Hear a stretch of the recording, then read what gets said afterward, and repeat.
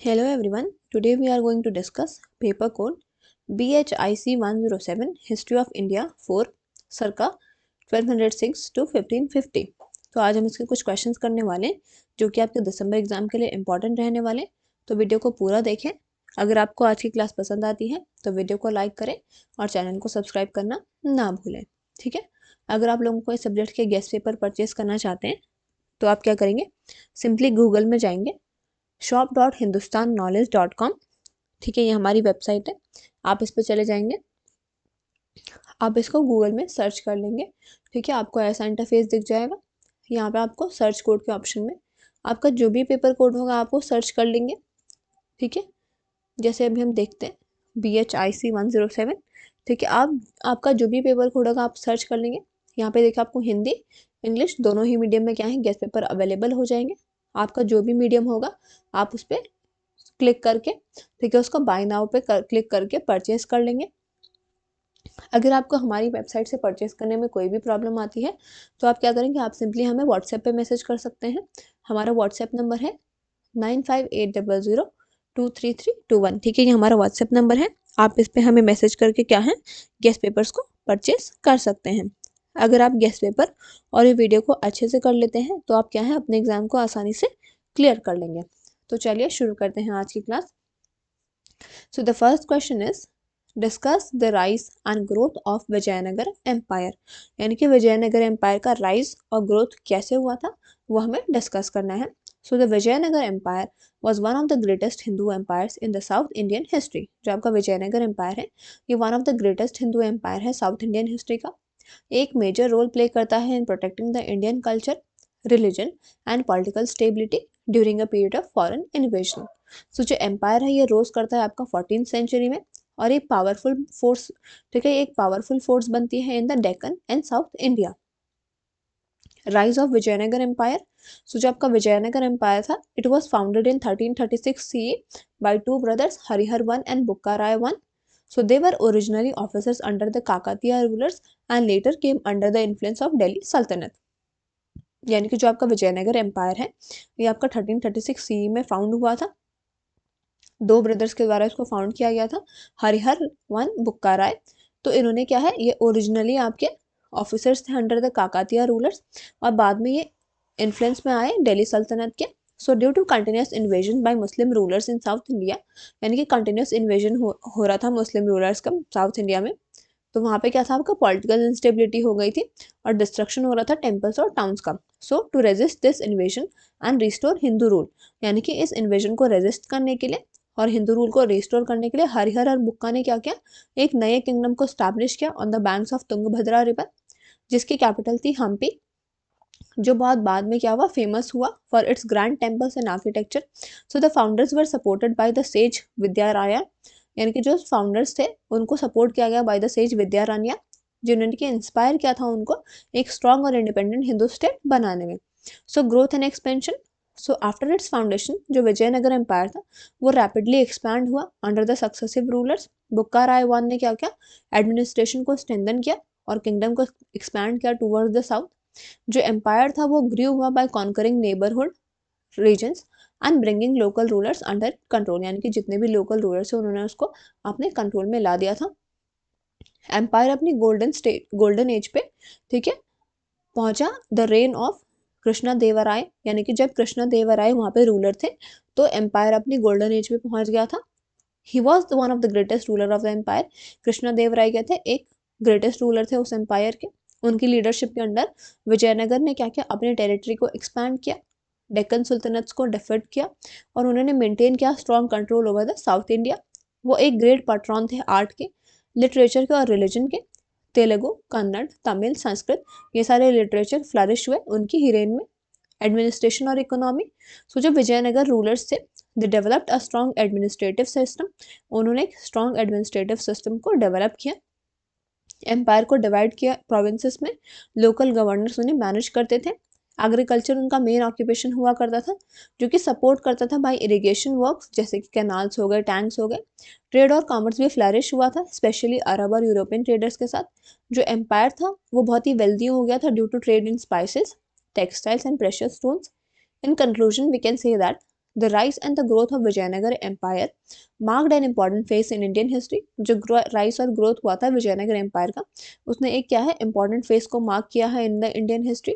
इसने south India को protect किया फ्रॉम इन्वेजन, हिंदू कल्चर को प्रमोट किया और एनकरेज किया इकोनॉमिक और कल्चरल डेवलपमेंट को.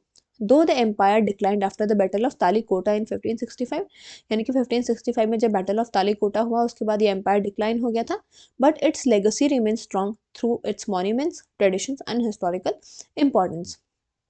तो यहाँ पे आपका पहला क्वेश्चन कंप्लीट हो गया. अब हम नेक्स्ट क्वेश्चन की ओर चलेंगे. अगर आपने अभी तक चैनल को सब्सक्राइब नहीं किया तो चैनल को सब्सक्राइब कर लें. साथ ही में हमारे टेलीग्राम ग्रुप में भी ज्वाइन कर लीजिएगा, जिसका कि लिंक आपको डिस्क्रिप्शन बॉक्स में दिया गया है. वहाँ पे क्या आपको सारी क्लासेस की अपडेट मिलती रहेंगी. So the next question is discuss the mosque building activities from 13th to 15th century. यानी कि जो मॉस्क बिल्डिंग एक्टिविटीज थी 13th से 15th सेंचुरी की, उनको हमें डिस्कस करना है. So the period from 13th to 15th century was a very important for the development of mosque architecture in India. यानी कि 13th से 15th century में क्या है, एक important period है development of mosque architecture के लिए in India.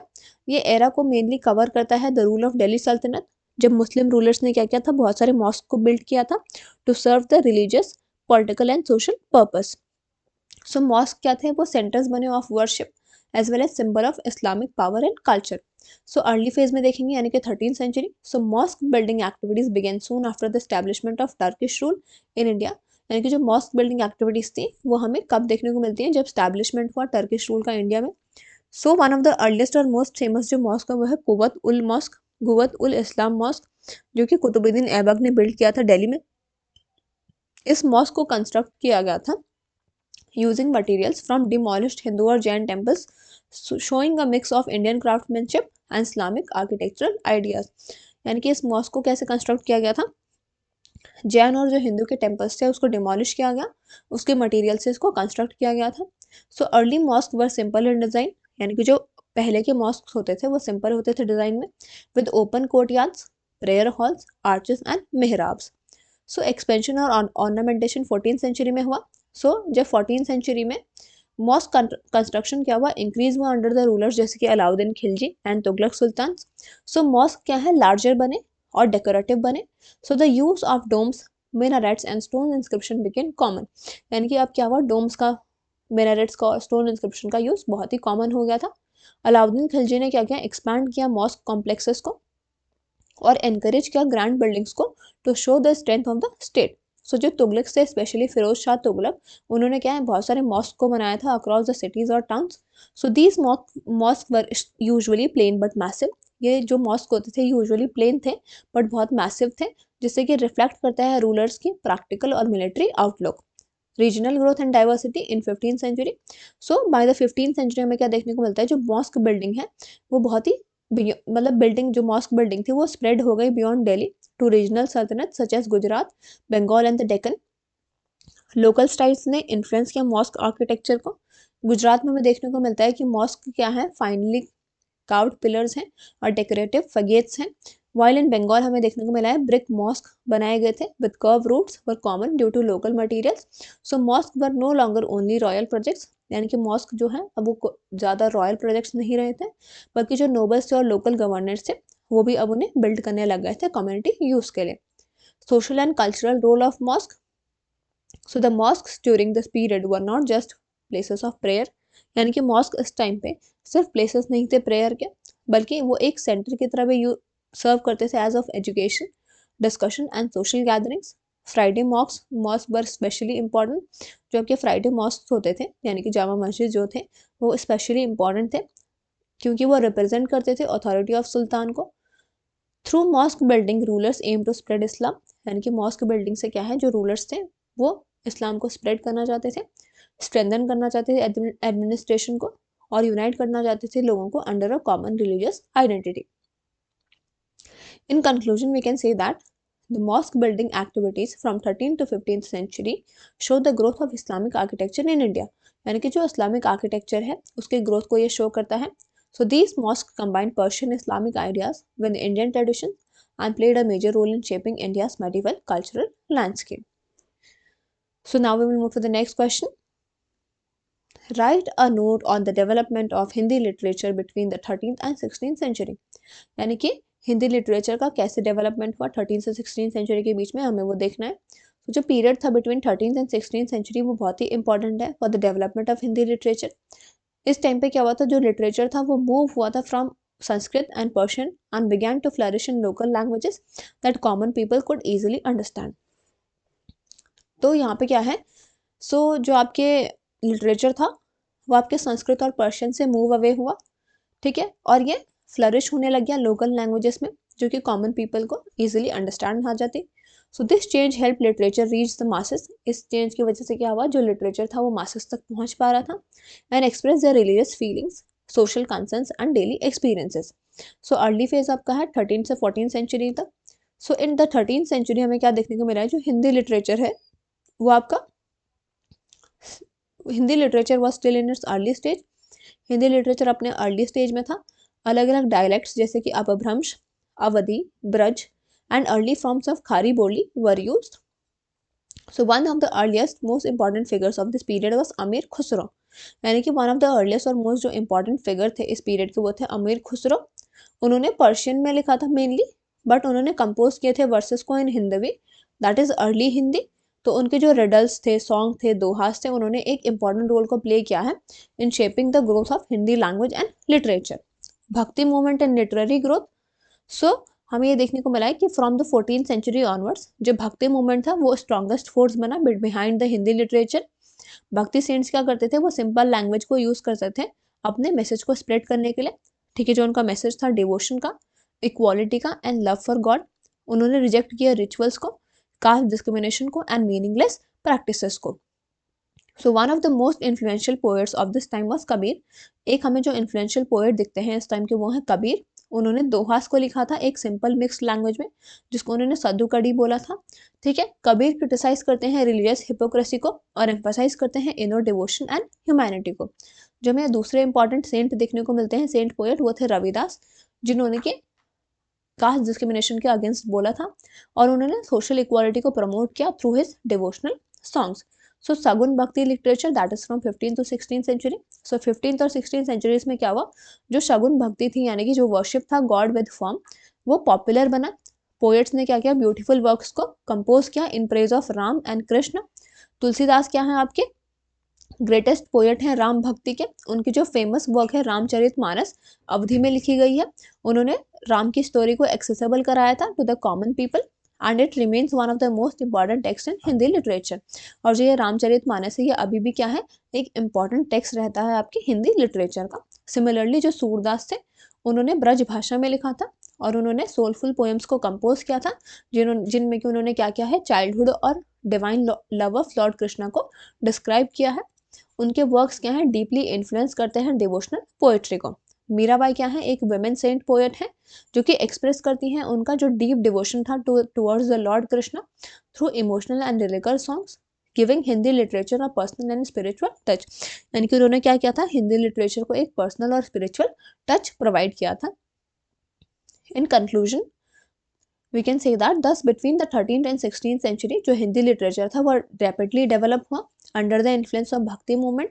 ये सिंपल बना, इमोशनल बना और पीपल ओरिएंटेड बना। So this period led a strong foundation for the future growth of Hindi literature and help shape India's culture and spiritual life. यानी कि इस पीरियड ने क्या किया, एक स्ट्रॉन्ग फाउंडेशन ले डाउन किया for the future growth of Hindi literature और help किया इंडियाज के कल्चर और स्पिरिचुअल लाइफ को शेप करने में। Now we will move to the next question. Discuss the role played by religion and the religious groups in the Vijayanagara empire. यानी कि religion का क्या रोल था और रिलीजियस ग्रुप्स ने क्या रोल को प्ले किया इन द विजयनगर एम्पायर, हमें ये देखना है। So the Vijayanagara empire played an important role in shaping the religious, social and cultural life of south India. जो आपका विजयनगर एम्पायर है उसने क्या है, एक इंपॉर्टेंट रोल को प्ले किया है रिलीजियस, सोशल और cultural life of south India को शेप करने में। रिलीजन क्या है आपका, बहुत ही क्लोजली कनेक्टेड है स्टेट से, रूलर से और पीपल से। सो जो अलग अलग रिलीजन के ग्रुप हैं वो कंट्रीब्यूट करते हैं towards the stability and the growth of the empire. Religion as the foundation of the state, जब का विजयनगर रूलर्स हैं वो कंसिडर करते हैं उनको as the protectors of Hindu religion and culture, specially at a time जब जो बहुत सारे पार्ट्स थे इंडिया के वो मुस्लिम रूल के अंडर थे, तो रिलीजन ने क्या किया, लेजिटिमेसी प्रोवाइड की किंग्स को। वो बिलीव करते थे कि that ruling with the support of gods would ensure peace and prosperity, यानी कि वो ऐसे बिलीव करते थे कि अगर हम रूल करेंगे with the support of God तो उससे क्या होगा, पीस और प्रॉस्पेरिटी एंश्योर होगी। Temples were not only religious centre, जो टेम्पल्स थे वो सिर्फ रिलीजियस सेंटर्स नहीं थे, बल्कि वो सिंबल थे of royal power and authority. Patronage of Hinduism, so जो द रूलर्स थे, the rulers strongly supported Hinduism and promoted various sects like Shaivism, Vaishnavism and Shaktism. जो रूलर्स थे उन्होंने स्ट्रांगली क्या किया, हिंदुइज्म को सपोर्ट किया। अब प्रमोट किया अलग अलग सेक्ट्स को, जैसे कि शैविज्म हो गया, वैष्णविज्म हो गया, शक्तिज्म हो गया। उन्होंने क्या किया, लैंड को डोनेट किया, गोल्ड को डोनेट किया और वेल्थ को डोनेट किया to the temples. So famous temples जैसे कि Virupaksha temple and the Vitthala temple, ये मेजर सेंटर्स बने वर्शिप और कल्चर के। टेम्पल्स ने क्या किया, they also acted as centre of education, art, music and economic activities. Festivals क्या है, ऑर्गेनाइज किए जाते थे टेम्पल्स के द्वारा, जो कि लोगों को एक साथ लाते थे और सोशल यूनिटी को स्ट्रेंथन करते थे। Role of Brahmins and religious institutions, so Brahmins का क्या था, एक इंपॉर्टेंट पोजीशन हुआ करता था सोसाइटी में। वो वर्क करते थे as priest, scholars, teachers and adviser to the king. Religious institution जैसे कि मठस होते थे, ये प्ले करते हैं एक key role in spreading learning and philosophy. So Sringeri जो मठ था वो रिसीव करता था रॉयल पैट्रोनेज को और एक मेजर सेंटर बना संस्कृत लर्निंग का एंड रिलीजियस डिबेट का। ये इंस्टीट्यूशंस क्या करते हैं, हेल्प करते हैं to preserve the ancient texts and traditions, tolerance towards other religions. So although Hinduism dominant था, पर जो विजयनगर रूलर्स थे वो रिलीजियसली टॉलरेंट थे। मुस्लिम्स, जैन्स और क्रिश्चियंस को भी अलाउ किया जाता था to practise their faith freely. Muslims officers को सर्व किया, Muslim officers served in the army and administration, यानी कि उनके आर्मी में क्या थे, मुस्लिम्स ऑफिसर्स भी हुआ करते थे। Jain temples continued to function and traders from different religions lived peacefully within the empire, यानी कि जैन टेम्पल्स भी फंक्शन करते थे इस टाइम पे, और जो ट्रेडर्स थे अलग अलग रिलीजन से वो भी पीसफुली एम्पायर के अंदर रहते थे। सो जो ये टॉलरेंस थी, इस वजह से क्या हुई, हार्मनी रही in the diverse society. Bhakti movement and the popular religion, so the bhakti movement flourish during this period. इस पीरियड में क्या हुआ, आपका जो भक्ति मूवमेंट था वो फ्लरिश हुआ। सेंट्स लाइक पुरुदानस्थान एंड द कनक दासा, ठीक है, जो आपके पूर्ण दासा हैं और कनक दासा हैं, इन्होंने डिवोशन को प्रीच किया in simple language, making religion accessible to common people, यानी कि रिलीजन को एक्सेसिबल बनाया इन्होंने कॉमन लोगों तक। ठीक है, भक्ति मूवमेंट क्या हुआ, इस टाइम पे फ्लरिश हुआ था आपका। Bhakti reduce social barriers and emphasised equality and devotion over rituals. Bhakti ने क्या किया, आपका सोशल बैरियर्स को रिड्यूस किया और एम्फोसाइज किया इक्वालिटी को and devotion over the rituals. In conclusion, we can say that the religion and religious groups played a very central role in the Vijayanagar Empire. यानी कि जो आपका रिलीजन है और रिलीजियस ग्रुप है, उन्होंने क्या है, एक सेंट्रल रोल को प्ले किया है विजयनगर एम्पायर में। The supported kinship, shaped culture, promoted learning and encourage social harmony. इन्होंने क्या किया, किंगशिप को सपोर्ट किया, कल्चर को शेप किया, लर्निंग को प्रमोट किया और सोशल हार्मनी को एनकरेज किया। Through temple patronage, religious tolerance, and the Bhakti movement, religion became a powerful force that strengthened the empire and enriched its cultural life. यानी कि टेम्पल पैट्रोनेज के through, religious tolerance के through और भक्ति movement के through religion क्या है, आपका एक पावरफुल फोर्स बना, ठीक है, जिसने कि स्ट्रेंथन किया एम्पायर को और एनरिच किया उसके कल्चरल लाइफ को। ठीक है, यहाँ पे आपके जितने भी इंपॉर्टेंट क्वेश्चन थे वो हमने कंप्लीट कर लिए हैं। आप वीडियो को पूरा देखें, ठीक है, और वीडियो को ज़्यादा से ज़्यादा शेयर करें और चैनल को सब्सक्राइब करना ना भूलें। Thank you.